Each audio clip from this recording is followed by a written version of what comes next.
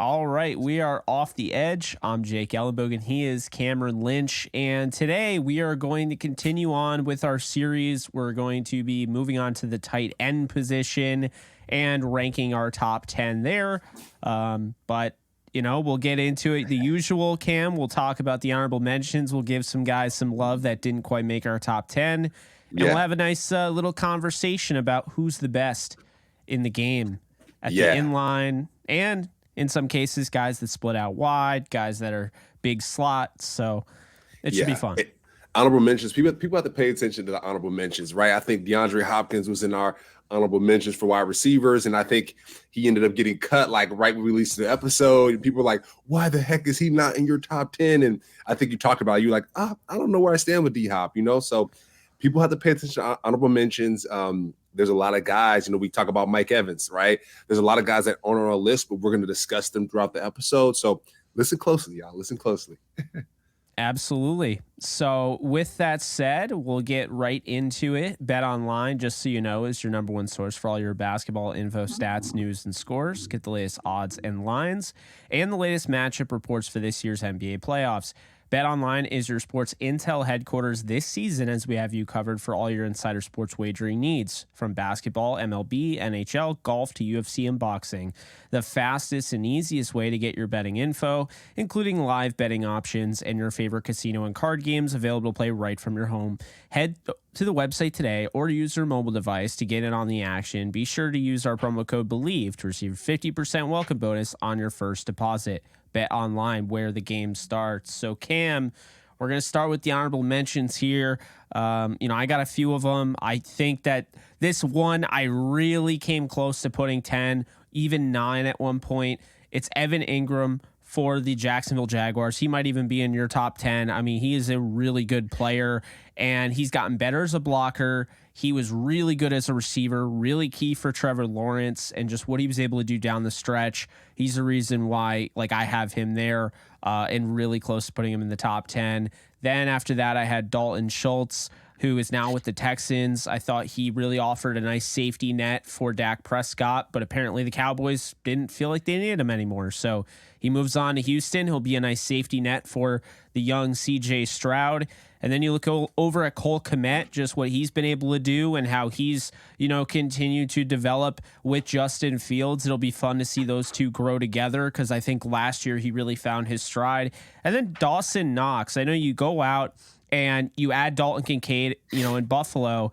And for a lot of reasons, Dalton Kincaid will probably have a better season statistically than Dawson Knox. But what it comes down to is Knox is a red zone threat. He's a specialist in the red zone. He's a guy, when Josh Allen needs a touchdown and he's in the red zone and he's surveying everywhere, he's going to look towards Dawson Knox. So, I think those are really the honorable mentions I wanted to throw out there. I'm sure I'm missing some, and you could argue Gerald Everett and what he's doing over in LA with the Chargers now.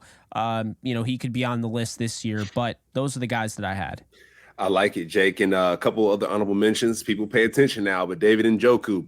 Jake, I saw his tape from, was it 2021 to 2022? It's like night and day. I think it is.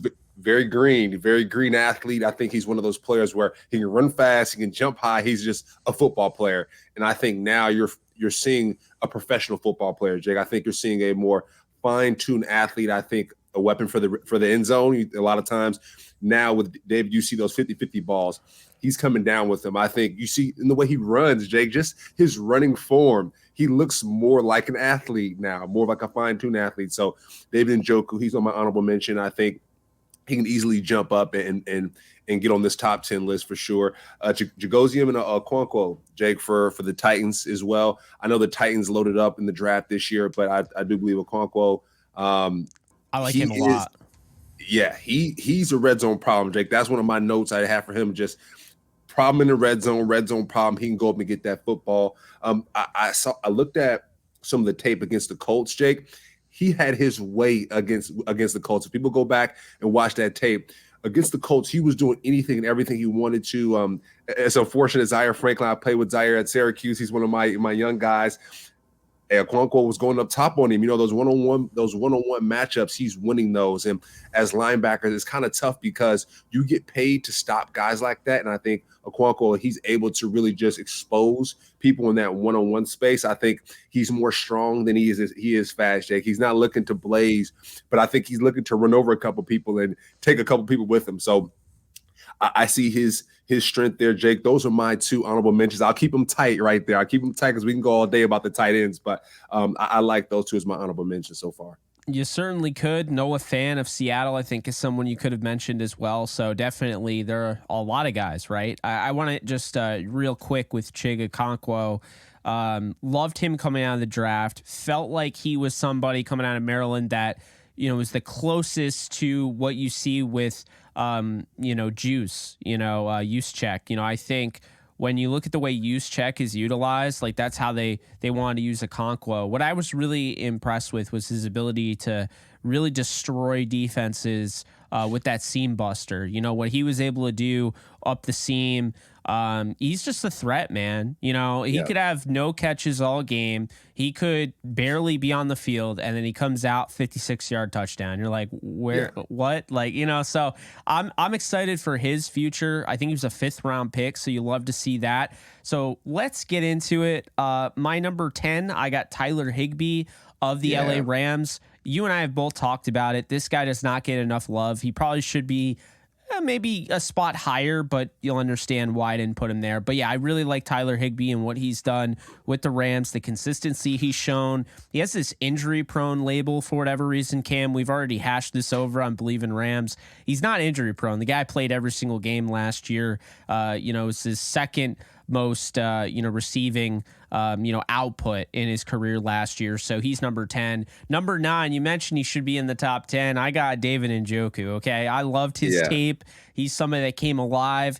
You know, it was really surprising. The Browns, for lack of a better term, have been very dysfunctional in how they've built their team over the years. So I was not expecting a guy they spent a 1st-round pick on in David Njoku to, stay. And that's just the way they've been, right? Like, there's all sorts of guys, Justin Gilbert, Johnny Manziel, guys have just not worked out and they moved on from them. Well, David Njoku, here he is. They've stuck by him. He's not a guy I expected. I was a little surprised. And you see, just like you said, night and day as a blocker. Honestly, what he could do as a receiver, not really shocking to me, but it's the blocking aspect of his game. He has a chance to be very good. I think he's just touching just the level of how good he can be. Number 8, I had Pat Freiermuth of the Pittsburgh Steelers. I mean, now that you have Darnell Washington with him, that's going to be a problem in itself. But Freiermuth is another guy, red zone efficient. You can throw it up to him. He's going to go up and get it. Good inline blocker, can be flexed out wide. Kenny Pickett has himself a dog. So he's number 8. Number 7, Darren Waller. Okay. We might have forgotten about him because he hasn't really done much since the injuries, but Darren Waller is heading over with Daniel Jones in that Giants offense. Brian Dable is going to have a plan of attack for him. I'm excited to see what Darren Waller does this year. I have him at number 7. Number 6, Dallas Goedert. Right? Yeah, I love it, Jake. I love it. He's a baller. He's a baller. And real quick before you jump to Dallas Goedert, I want to jump back to Darren Waller. I want to jump back to Darren Waller. So I have him as my number 9 on the list here.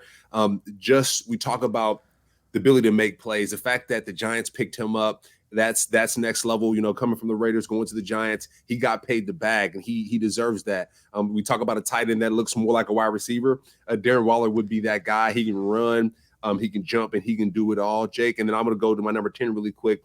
Dalton Schultz, right going from the Cowboys to the Texans. He got paid that $9 million, so he's going to see a lot of that money, which is nice. One note I have for him is he's a great blocker in open space, right? You get Dalton Schultz in open space, he's going to put some hands on some quarterbacks, some DBs, and spring open some running backs. So Dalton Schultz going to the Texans, that's going to be a good move there. But going back to your pick, Jake, with Dallas Goedert, that's a good one there. Yeah, no, it's funny because I had Schultz honorable mention and you had him in your list, and then you had Njoku, I had him in my list. So one of those cool little things there, guys. We don't know ahead of time who's going to be on the list, so that's something to keep in mind. But number 6 is Goddard, and honestly, he could have been 5. He's definitely top 5 worthy. I thought the emergence Goddard had when he came into the league. It helped. Don't get me wrong. It helped playing in big games. It helped having a quarterback that relied on him, and it helped being around Zach Ertz. But you can't take anything away from what he is right now, okay? Yep. He is one of the best tight ends in football from a blocking standpoint, from a receiving standpoint, good route runner, yards after the catch. He's got, Jalen Hurts. It makes his life a little bit easier, too. Jalen Hurts is a great quarterback, but it doesn't hurt to have a guy like Dallas Goedert. I have him at 6. Number 5. Might be a little too high for some people, but I think it's justified. This guy almost had 1,000 yards. TJ Hawkinson, he gets traded away from the Lions. Really bizarre, rare, intra-divisional trade that you just don't see. You definitely don't see in the middle of the season, no less, when, the Lions were still in the playoff race and they trade him to their division rival Vikings. And I think it really helped the Vikings out. It gave them more spacing, in the receiving room. I think when you look at Justin Jefferson and then the emergence of KJ Osborne, you had Thielen at the time, and then you add, a guy like Hawkinson in there. I think it made a world of difference, especially with Irv Smith, who they were really excited about going down with an injury. So Hawkinson is 5, almost had 1,000 yards last year. Then you look at Kyle Pitts at 4. I know the pushback is going to come. Kyle Pitts had a down year. Kyle Pitts cost me my fantasy team. I drafted Kyle Pitts in the 2nd round. I don't give a damn. Kyle Pitts is a very, very, very talented pass catcher. At the very least, pass catcher. You don't want to say he's a tight end? Fine, I don't care. He is a tight end, but we'll go with that. He's going to be okay. All right, I'm not worried about his down year. He had a great rookie year as advertised, playing one of the hardest positions to contribute early on. He's number 4 for me, and I think he's really going to take a severe step forward. Mark Andrews, number 3. We know. No, I like that. Lamar Jackson, obviously him and Mark Andrews have, a serious connection there. Andrews has been a model of consistency for Lamar. As long as he stays healthy, the guy, when he's on the field, he contributes, and that's what you want there. He's a beast. 3. My man looks like the mountain, right, from Game of Thrones. You see the arms, and it's like, all right, dude, like you're, hey, we got to make sure you got to do the P test and make sure you're not juicing up. But no, Mark Andrews is absolute beast, Jake. And I kind of want to drop down a little bit. I want to jump in while you're giving your list and kind of splash my mind in as well. But I want to go back to Zach Ertz. I think you talked about someone, Dallas Goedert, working with Zach Ertz, and someone that he can tighten his sharpen his toolkit with. Zach Ertz, Jake, he's getting a little bit older, Jake, right? Getting kind of on the back end of his career, but he's still premium, right? You talk about the Aaron Rodgers, right, being on our quarterback list. Aaron Rodgers might not have had the best season last year, but beforehand, he had MVP seasons. Same thing with Zach Ertz, right? Coming from the Eagles, having that championship run, and then going to the Cardinals. It's just a little unfortunate, right? He's with the Cardinals now. But, he's a great quarterback to throw the football to him. And I think that's really important. Zach Ertz, always going to be a staple, I think, in the tight end space while he's playing. I think that's important. And then, Jake, I want to jump up to my number 7 really quick, Evan Ingram. Evan Ingram, I watched the tape with Evan Ingram, Jake. He's one of the tight ends that the best defensive back on the team has to cover, right? You talk about Evan Ingram going to the Jags. The best defensive back needs to cover this guy. I went back to the tape against the Colts and Gilmore. I mean, Ingram had his way with Gilmore. Gilmore is, I would say, probably a Hall of Famer, Jake. I mean, Ingram was stiff-arming him to the ground, beating him on routes. And I know the Colts, they had a tough year. I know Ingram got traded to the Cowboys. Gilmore got traded to the Cowboys, but they were going through, the Colts were going through it, and I think Ingram, he took advantage of it. You can see it all over the tape. I mean, him just really pile driving at a Hall of Fame cornerback there. And then, like you said, going back to Kyle Pitts, Jake, he's one of the more explosive tight ends, I think, that are in the NFL.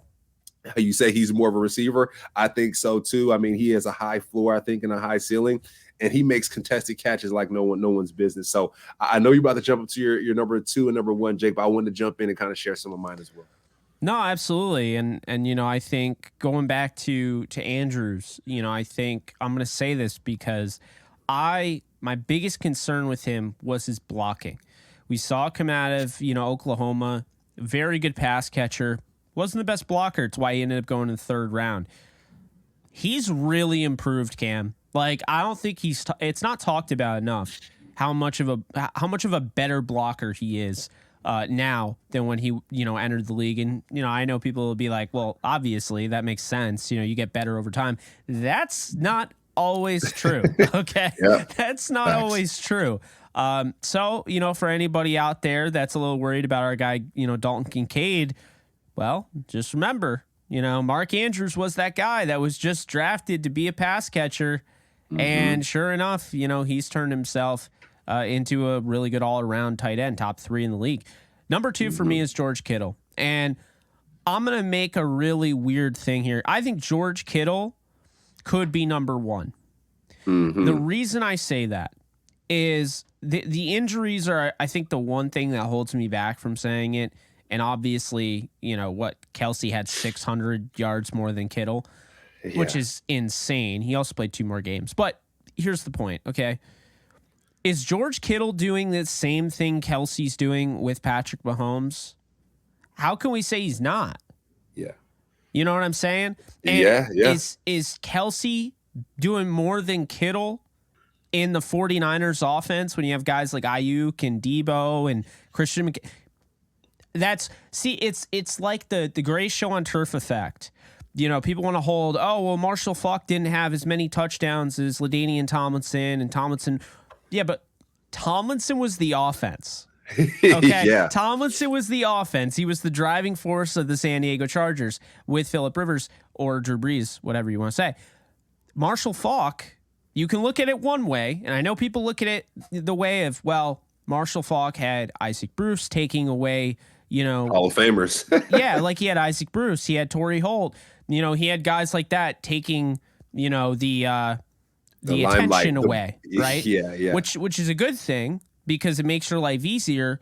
But when we're talking in terms of statistical output, that hurts you. And so my argument, and keep in mind, I mean, he has a championship too, though. we cover, we do a Rams podcast. So I'm talking about 49er here, giving him his props. Yeah. Now I may like this guy, but that's not the point.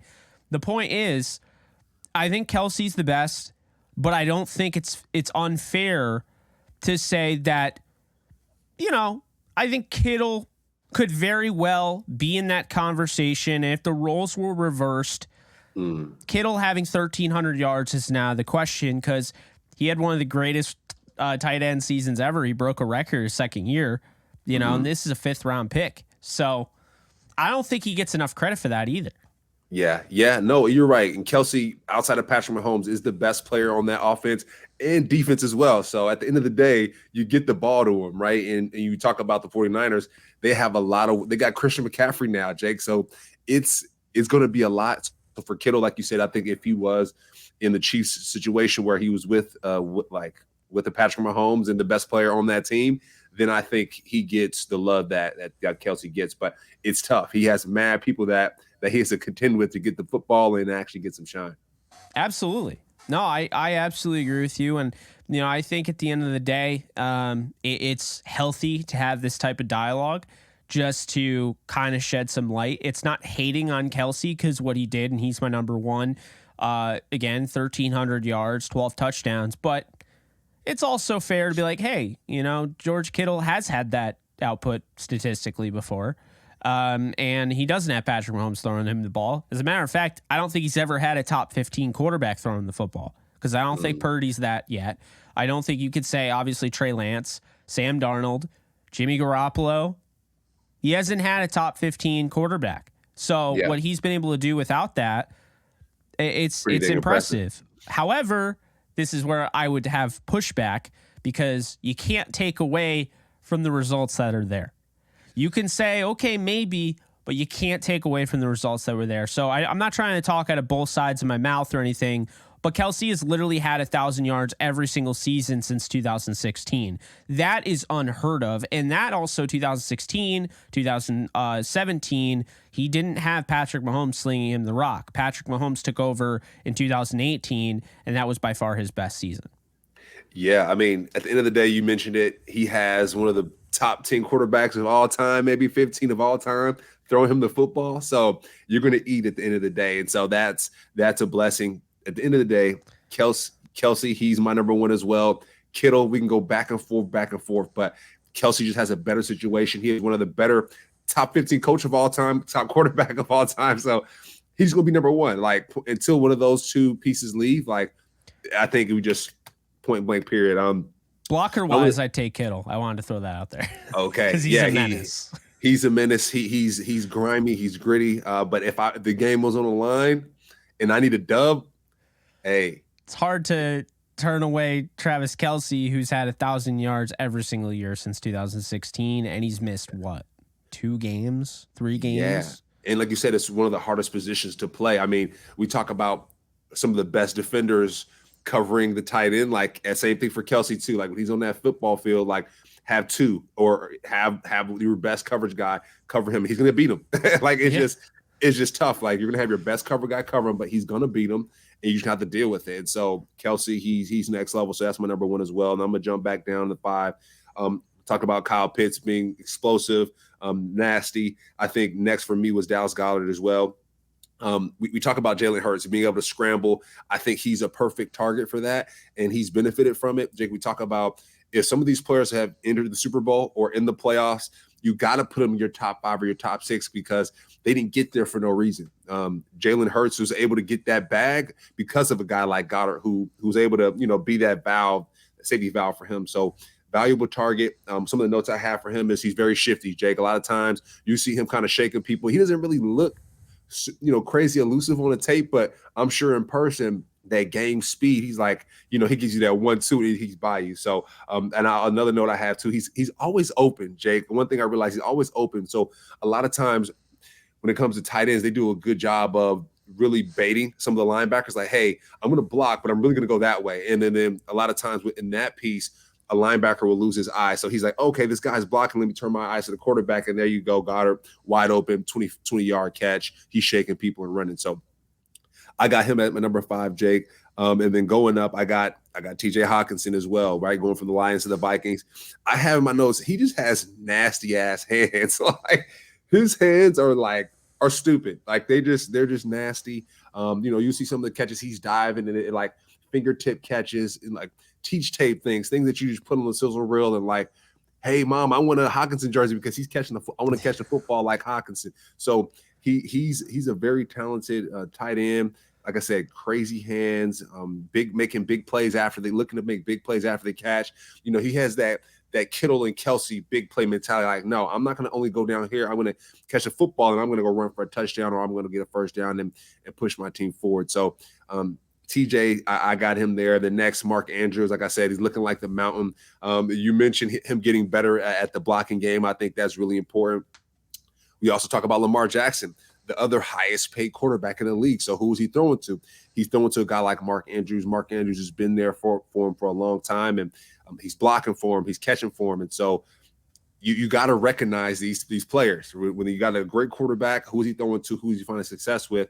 And it's a guy like Mark Andrews. Then Jake next, my man Kittle. Like I said, we already talked about this, but Kittle is second to Kelsey at this point. He's the best coach, top 15 coach, Hall of Fame coach. He's a top 15 quarterback of all time, Hall of Fame quarterback. So he's going to get that number 1 spot.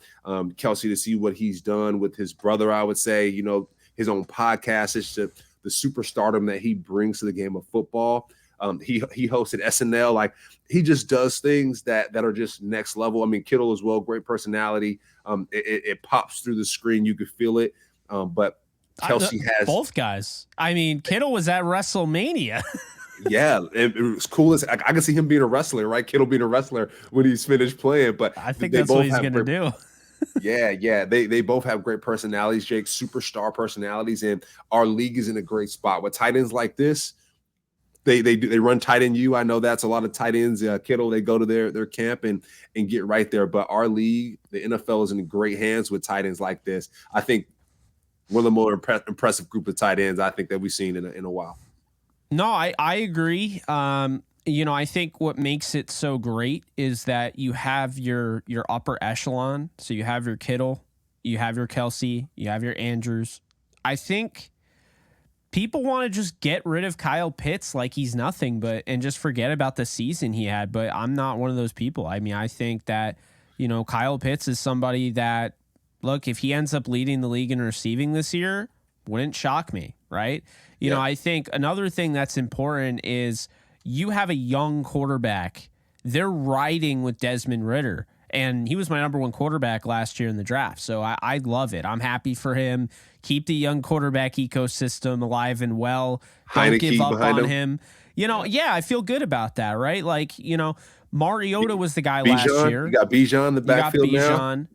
I think that's the thing is that, you know, Mariota was the guy last year. They ran kind of a different offense, you know, at least with his mobility and everything. And I thought he played decently well and then kind of fell off a little bit, had injuries and whatnot. But no, I mean, Pitts, 2021, he had 1,000 yards. Okay. Yeah. His biggest issue is that he only had one touchdown. But I mean, are you worried about him scoring in the end zone? I'm not. I'm worried about him getting targets. I mean, he had 28 receptions last year. You know, I think to me, it's just the way he was utilized. And some people would say, you know, you go out and you get a guy like Drake London. Maybe he does kind of similar things, stepped on his toes a little bit. Wouldn't be surprised. But now you get a whole off season to go back to the drawing board. If you're Arthur Smith, you have to know the type of guy that you have, you know. I'm not done with Pitts. The guy's freaking 22 years old. All right. Like, you know, he had a 15.1 yards per reception average in his rookie year. I mean, it's kind of unreal, Cam. It really is. And so, you know, if he ends up being, he could be our number one receiver next year, our number one tight end next year. We don't know. I mean, you know, that's the thing. I'm not out on him. Pitts coming out of, I remember seeing Pitts coming out of the draft. I was actually working the draft at that time, and it was so crazy, Jay, because with him, it was during the COVID time, right? I think his parents got sick on the flight, and they weren't able to see him, you know, walk the stage. They had to watch him from their hotel room, and he was able to see them through like the video. And I think he's been through a lot, right? He's been through a lot, Jake, and I think talk about that sophomore slump. Talk about that second year, and it's a thing with NFL players. Like after the first year you get to the league, you're rocking and rolling, right? Like your people are behind you, and then once you get used to the league, then it's like, oh snap, like this is real. You know, I'm actually here, and so that's just a sophomore slump. But I do think this third year, Jake, we're going to see a different Kyle Pitts. We're going to see a better blocker, even a better catcher, and I do think when you talk about this Falcons team, they want to win, right? They got Bijan in the backfield. So if they got a guy like Bijan, they got Drake London, they got Kyle Pitts. Okay, how can we make this thing work? I think we discussed this a lot. We talked about the Raiders, you know, their defensive line situation. Like, how are they going to make that work? But it's like, hey, y'all get paid a lot of money to make these pieces work. And so for Kyle Pitts, the fact that he didn't work last year, shame on the Falcons. Shame on y'all. Let's figure out how to make get this going next year. You got Ridder, you got Heineke that can throw them the football. So if Ritter's not in, hey Kyle, go ahead and get some extra catches with Taylor right quick, you know, with Heineke and get right. So I think Kyle he's only going to get better. He has two quarterbacks back there that are going to make him better, and then he has Bijan Robinson who's going to blow the top off, right? And he's going to be able to find some lanes to catch the football and make plays. So I'm not out on Kyle Pitts either as well, Jake.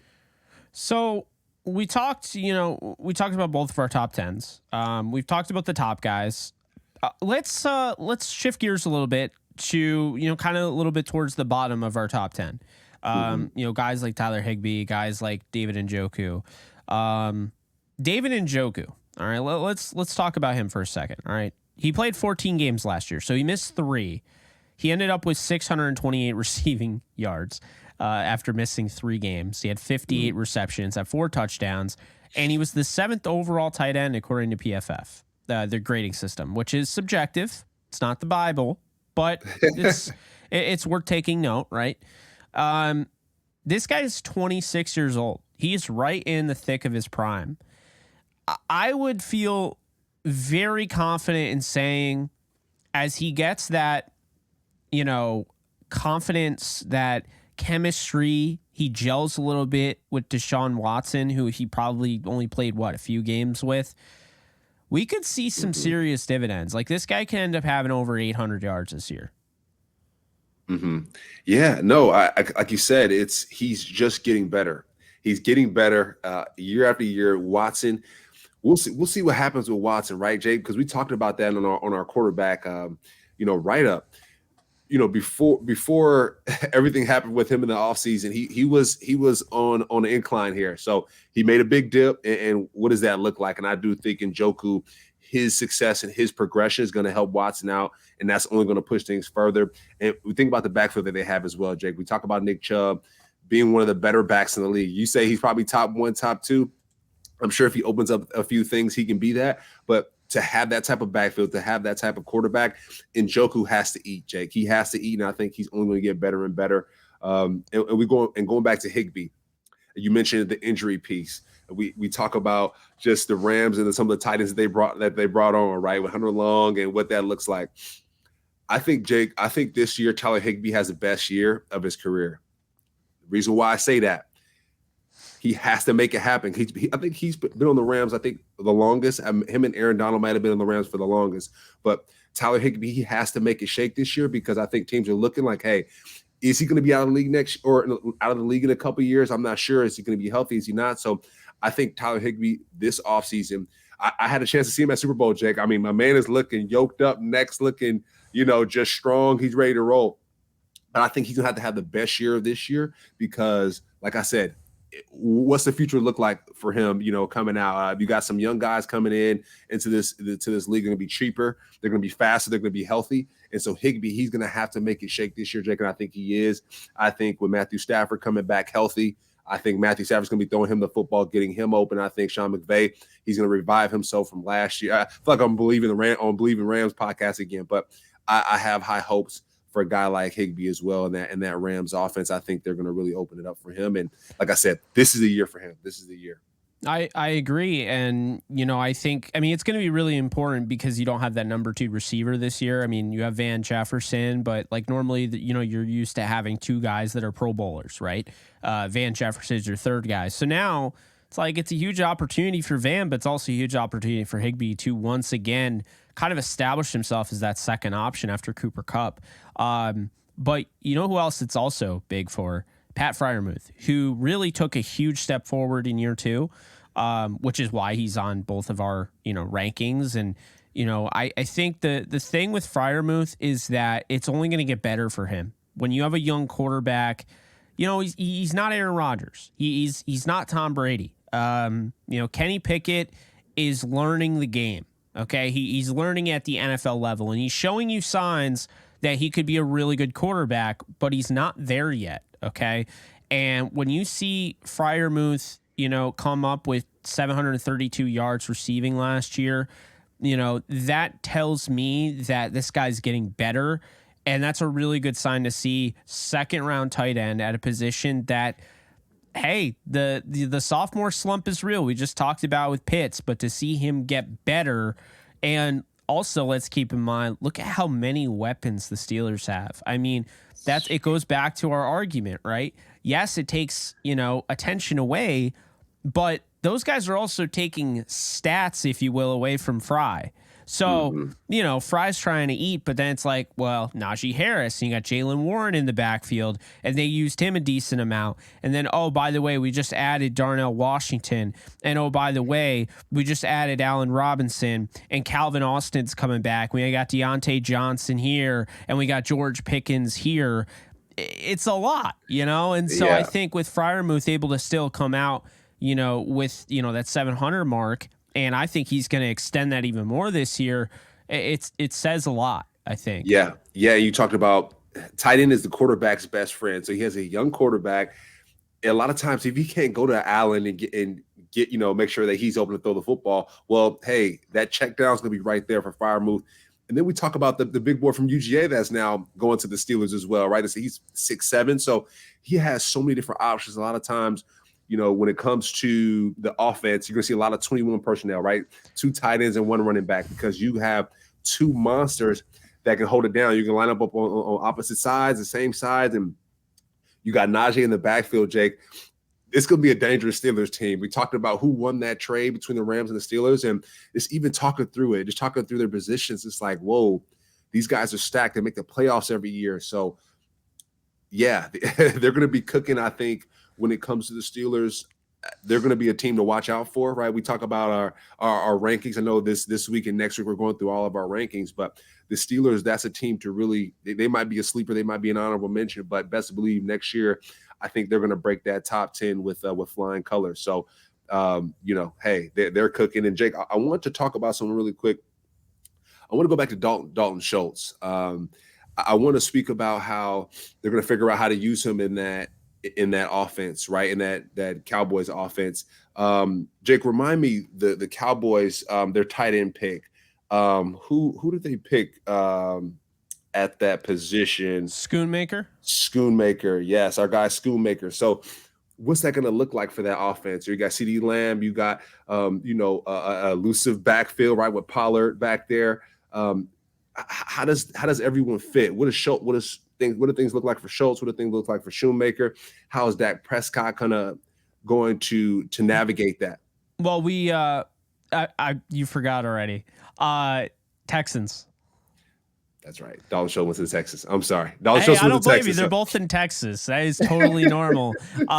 No, you bring up a good point, and I don't even know if you realize it, but this past year, okay, there's a guy by the name of Jordan Akins out of UCF who, he's had his moments, and there have been times where he's kind of been pushed out of the way, but he's a good tight end. PFF actually had him graded top 10.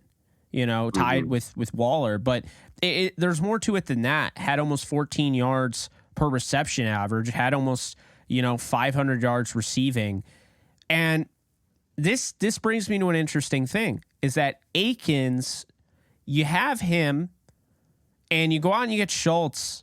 It's interesting because it's like, man, would you have almost been better just riding with Akins? With a new quarterback, with a better plan, approach, if you will. I don't know the answer to that, but it does raise that question. I think Akins is a solid player. Now the problem is I don't think they even brought him back, because I remember they went out, they have Brevin Jordan, who they drafted back in 2021, but I don't think they brought him back, and it's going to be Dalton Schultz. So, that's kind of interesting there. But having that young quarterback, and we talk about all the time, right? The safety net. It is so important for a young quarterback to have a tight end that you can really rely on and can be there, and I can just dump it off, and I know this guy's going to come down with it. Schultz is that guy. Yeah. Yeah. He really is. So I'm not going to have to worry about that if I'm a young quarterback. One thing I wanted to bring up, and this is a topic that we'll wrap it up with this. Who are some tight end names we haven't discussed that could make it into this top 10? Because I think there are some names that come to my head. I mean, Trey McBride at Arizona certainly is an option, just off the fact that your guy Clayton Tune could end up playing this year with Kyler Murray on the pine injured. Jawan Johnson in New Orleans, they didn't go out and really get anybody. They got Foster Moreau, also him you can mention, but they don't really have a top-notch tight end to take away opportunities. You got Cade Otton from your Tampa Bay Buccaneers. Yeah. Irv Smith. I don't know. There are some interesting guys out there. That I think, especially, the rookies, right? I mean, yeah, Kincaid. What does that look like? I know he's coming in hot, right? Coming in hot. So I think we're gonna find him at the top a bit. Who else, Jake, in the draft do we think is gonna make a splash? That's not on this list yet, but it's gonna make a splash this year. So I think he could make a splash. And I would probably go with Michael Mayer. He's now with the Raiders. He takes over. I thought Foster Moreau had a pretty good season last year, but they moved on from him. So now, it'll be him. And so I think he has a shot. And, I like Sam Laporta, Jake. I like Sam Laporta. duh, he's my number one tight end in this draft. Yeah, I think Laporta is going to explode, to be honest with you. I'm glad you brought him up. I don't know how. I think it's just because there's so many names. You don't want to forget guys, and then you put too many guys out there, and that's not as. Yeah, but no, Sam Laporta with Jared Goff, that offense, what they were able to do with Brock Wright.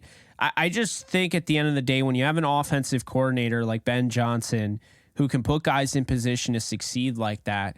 I mean, look at, James Mitchell, the rookie last year. Didn't get a lot of playing time, but when he played, he looked good. And then you got Zylstra. So I think you take those three guys, and I think Laporta is better than all three, although I really do like Mitchell. Laporta could have, we're talking potentially 1,000-yard season because think about this, Cam. Jameson Williams suspension because of the gambling.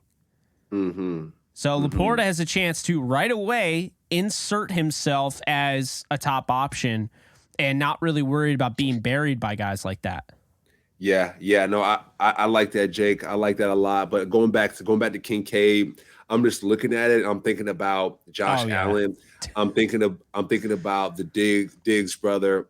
I think Kincaid, and we think about the owners meeting, how they're like, hey, Josh, gotta throw the ball. I think Dalton Kincaid's gonna get fed the rock so much. Like, he might not even want all those dang catches, all that attention, but I think he's gonna get fed the rock so much that that he's gonna jump on this board. I think maybe the quickest out of most people. I think, hey, halfway through the season, let's see how things go. Another person I want to look out for, Jake, Tucker Kraft, right? Going to Green Bay. That's someone I think Green Bay has always done well with their tight ends. We talk about Kraft being crafty. We talked about how South Dakota State used Kraft, how the Chiefs used Kelsey kind of like behind the scrimmage, running the Wildcat. So I'm curious to see how the Green Bay Packers are going to use Tucker Kraft. They have a couple tight ends in that tight end room. So I think it'll be quite interesting, right? Who's going to get the rock? We're going to see a lot of maybe 30, one tight end, 3 running backs. So yeah, 31 personnel, right? 3 tight ends and 1 running back, right? Run it up, see what happens. But I like to see kind of what he's going to do this year at the Packers. Yeah, I think Kraft is probably your best bet because I think Musgrave was all about ceiling. I think Kraft is more NFL ready, which sounds kind of funny coming from South Dakota State. But hey, can we knock South Dakota State at this point with Dallas Goedert? No, we cannot. So, right. Yeah, no, I would say that look out for Luke Musgrave down the road. I think he has a chance to be really good. He's got a really high ceiling. Another guy to look out for who we really haven't talked about at all, but he used to be a pretty big name coming out of Penn State. They put out good tight ends. We already talked about one of them. Mike Gesicki. He's going to the Patriots. I'm not sure where his future lies, but this is a good opportunity for him with that offense. Mac Jones. I don't know. I think Gesicki is an athlete, and at the end of the day, being around Belichick and so forth, I think he could have a surprising little season over it. Yeah. And he's been forgotten about. Yeah, he's gonna walk the same hallways that Gronk did, right? So when he steps in that building, he's like, okay, I'm gonna be expected to play like Gronk, right? Not expected, but at the end of the day, when you step in that same locker room, you're gonna think that you're gonna be the next best tight end. And it's unfortunate, the best tight end is in Gronkowski walked through there. But yeah, I think it's gonna be a great time for him to step up. You talked about Bill Belichick, one of the best coaches in the league, right? You talk about Hall of Famers, like he might be number 2 or number 1.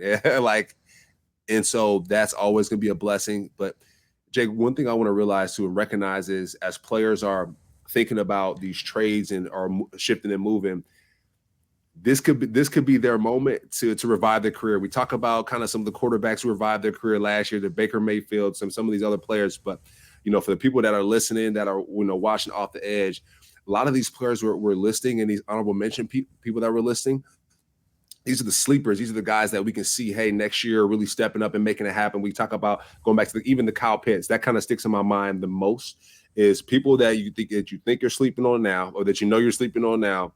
Just watch out, because next year we can see them really, really skyrocketing. Kyle Pitts, he might be the best sleeper or the best, the most improved, I think, on this list, Jake, because he has a lot of room to grow. Like we talked about the offense he's behind. So, yeah. And I mean, sleep on Kyle Pitts at your own peril, I guess. I mean, I don't know. I mean, I wouldn't do it personally, but I mean, to each their own, I guess. If you want to be wrong, that's cool too. Sam Laporta as well. Number one tight end in this draft, in my opinion. We'll see what ends up happening. But before we end this thing, we just want to give a special happy birthday to a kicker. We have a punter before. That was Pat McAfee. So we're going to give a shout out. Happy birthday, 48-year-old Matt Bryant, who kicked for over, he kicked 241 games, 20 years across the Giants, the Bucks, the Falcons, Indy, Miami, Pro Bowler in his own right. Underrated, I would say. He deserves a special shout out and a happy birthday. So happy birthday to Matt Bryant. Matt Bryant. Hey, kickers have souls too, Jake. Punters have souls too. So happy birthday, my man. So on that note, be sure to like, subscribe, comment, rate, review wherever you are consuming this content. Be sure to follow my guy at Cameron Lynch 50 on Twitter. Be sure to follow me at JK Bogan. Follow the show at Off the Edge Show. We'll be back soon. But until next time, guys, you guys take care, and we'll see you.